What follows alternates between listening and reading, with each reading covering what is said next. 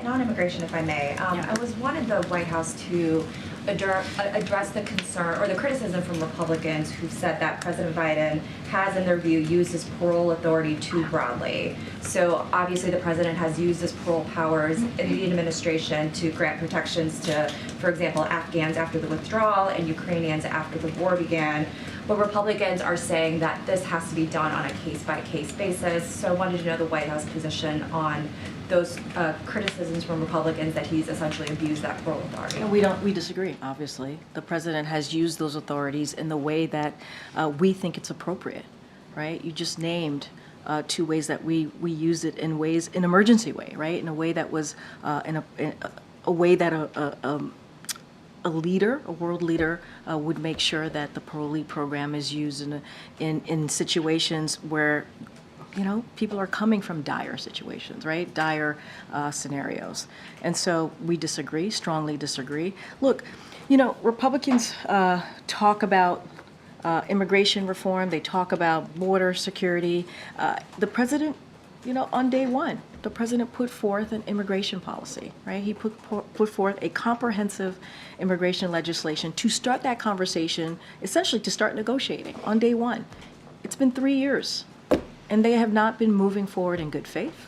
They have not been trying to get to a solution in good faith. The system is broken. We want to find real solutions. The president said yesterday he's willing to have a serious conversation about this. But where's the good faith? You know, somebody was asking about Speaker Johnson, right, and how his demands for HR 2. And let's not forget, HR 2 is what Speaker Johnson and the House Republicans want to move forward with, right? And let's not forget what's in HR 2, right? HR 2 forced the deportation of unoccupied children seeking refuge.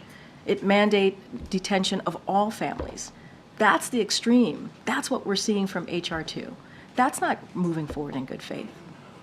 Okay.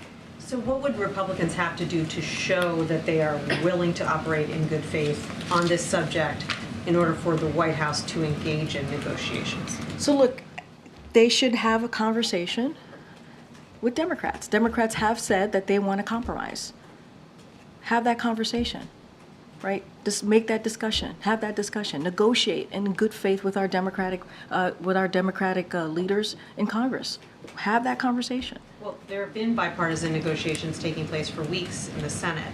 Are you saying that that's the proper venue for this discussion, not discussions between Senate Republicans and directly with the White House? The negotiations has been happening and should be happening with Republicans and Democrats in Congress. That's what should be happening. And we want to continue for them to have those conversations. But they're not moving forward in good faith. They're just not. And, you know, when you have a speaker demanding to push forth HR 2, which is extreme, it is extreme. That is not moving in good faith. And so that's what we're seeing. And let's not forget, you know, House Republicans voted to cut 2,000 border agents. You know, they are blocking the president's efforts to secure the border and enforce the laws. Those are the things that they're doing. So where's the good faith? Where's the good faith there? So when Senator Cornyn says he thinks this needs to be kicked up to another level, direct talks between Leader McConnell and the president or his aides here at the White House, you're saying that's not going to happen? What we're saying that Republicans need to act in good faith and show that they're serious, and they're not, you know, because they're blocking, right? They're blocking the president's request for funding. That's what they're doing. So that's what we want to see. We introduce, and here's the thing. We introduce a comprehensive piece of legislation to deal with the immigration system, a broken system. We did that on day one. That was our effort to have that conversation, to negotiate and be able to put forward a piece of legislation that could be voted on. The president put forth his ideas and how he wanted to move forward. It's been 3 years. What they continue to do is block. What they continue to do is take away law enforcement, right? That they keep voting against trying to make the system better. That's not acting in good faith. Is there time to put together a deal this year? Are you running out of time? I mean, look, it is, yes, we are running out of time, right? We are running out of time.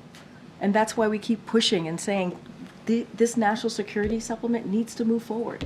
We talked about Ukraine. We've talked about Israel. The reason we included the border security is because the president thought it was important and we needed those additional funding to move forward to deal with the issue at the border. So obviously, this is an emergency, this is important, but yeah, we are running out of time. And would the White House accept a deal that designates Mexico as a safe third country? I'm not going to negotiate from here. I'm just not going to negotiate from the podium. Get him.